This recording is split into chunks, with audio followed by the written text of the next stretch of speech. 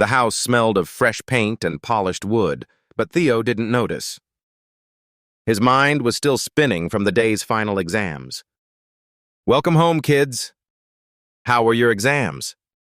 "I got 100% in science," Marta announced proudly. "That's my brilliant girl," Mom said, beaming. "I'm so proud of you." "And you, Theo?" Dad asked, holding out his math test. Theo hesitated. "I got a 65%. "A 65? Are you joking?" Dad's voice cracked with disbelief. "Your younger sister, she's only 9 and already smarter than you." "You're lazy."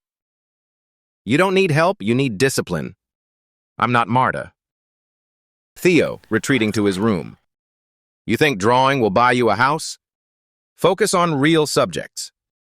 By midnight, Theo was still awake, reading a science book far beyond his age. "I have to be perfect or Dad will yell at me again," he muttered. "Theo, go to sleep. That book is too hard for you," Mom said. "No, I can't fail again."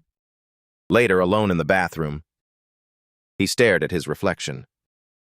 His eyes were red,